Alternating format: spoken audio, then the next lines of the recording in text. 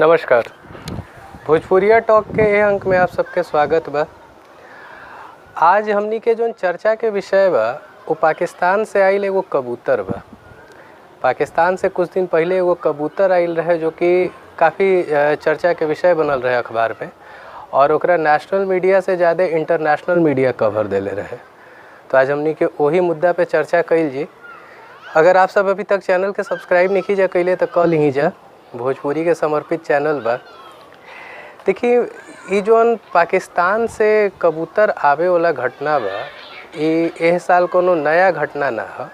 2015 में भी कबूतर आइल रहे पाकिस्तान से, 2016 में भी कबूतर आइल रहे, जरा स्पाई पिजन के नाम से हमनी के यहाँ लिखल जाता। माने ऐसन कबूतर जे हमनी के यहाँ एगो स्पाई रुआ जासूसी करे, जे जौन कबूतर आइल होखे ओकरा स्पाई पिजन कहल जाला। तो एगो स्पाई पिजन के रूप में देखल जाता। काहे कि एह बार जौन कबूतर आइल रहे ओकरा पैर में एगो रिंग रहे और रिंग पर कुछ नंबर लिखल रहे, जरा कि हमनी के जौन रुआ के इंटेलिजेंस एजेंसी बा वो कोशिश करत रहे कि एकरा डिकोड कर लिया। ये कुछ दिन पहले के घटना है। 2015 में भी ऐसने भइल रहे। इवन 2016 में जो कबूतर आइल रहे वो कबूतर के साथ एगो नोट आइल रहे, एगो कागज़ पे लिखल पर्ची आइल रहे जो कि हमनी के देश के प्रधानमंत्री खातिर ओपे धमकी तक लिखल गई रहे। तो रुआ समझ सकतनी कि मने ऐसा लागत है पाकिस्तान की स्थिति देख के जौन हिसाब से कबूतर भेजता हमनी के यहाँ, कि जौन एगो सिनेमा रहे मैंने प्यार किया सलमान खान के और भाग्यश्री के, ओकरा में एगो गाना रहे कबूतर जा जा जा। तो ऐसा लागत है कि गाना जौन भाई पाकिस्तान ये गाना से बहुत ज़्यादा प्रभावित बा। हालांकि आज के ओइजा के जौन पाकिस्तान के एगो अखबार बा द डॉन, तो डॉन में एक अखबार में एक खबर छपल रहे कि वो आदमी के आइडेंटिफाई, वो आदमी के खोज लेवल गईल बा, जे कहता है कि कबूतर वो आदमी के है। हबीबुल्ला नाम के एक आदमी जो कि भारत पाकिस्तान के सीमा से लगभग 4 किलोमीटर की दूरी पर उनकर घर बा। वहाँ के कहनाम बा कि ई कबूतर उनकर बा और वो ईद के मौका पर यह कबूतर के छोड़ले रहन। और जौन अंगूठी या रिंग जौन यह कबूतर के पैर में लागल बा ओकरा पर जौन डिजिट लिखल बा वो कुछ और ना बल्कि उनकर मोबाइल नंबर है। अगर पाकिस्तान के कोड के साथ वो नंबर के डायल कइल जाओ तो वो आदमी से सीधा सीधा जो हबीबुल्ला जी बानी उनका से सीधा सीधा बात हो जाए।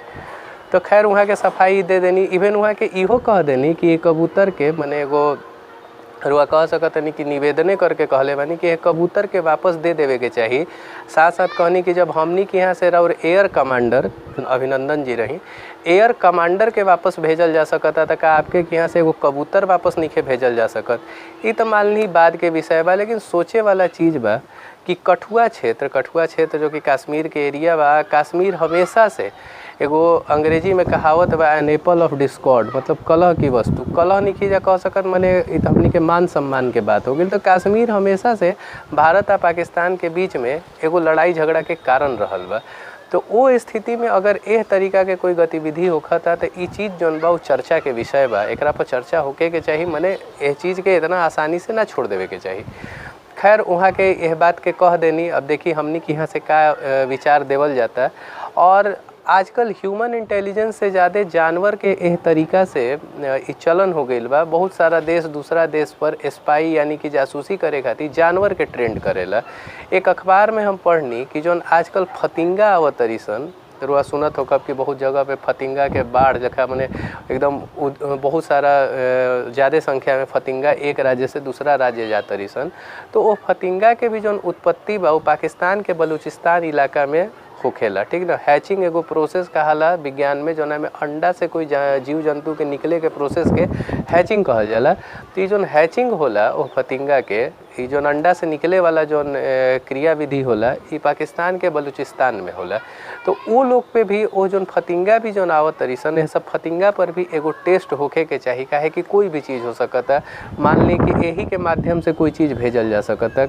अब एजा सोचे वाला बात बा कि अगर ईद में कोई चिड़िया उड़ावल जाता है, ईद बहुत बढ़िया पाक त्यौहार बा, लेकिन अगर ईद में कोई चिड़िया उड़ावल जाता है तो ओकरा एगो विशेष रंग से रंग के, गुलाबी रंग से रंगल गई रहे हो कबूतर के, विशेष रंग से रंग के ओकरा गोड़ में रिंग पहना के उड़ावे के का मकसद रहे। ये तो कोई बहुत बड़ा मने ऐसा चीज़ नहीं दिख पावत कि ना ऐसा ना हो तो कबूतर उड़बे ना करी, ऐसा तो कोनो बात बा ना। तो ये थोड़ा सा सोचे वाला गंभीरता वाला विषय बा।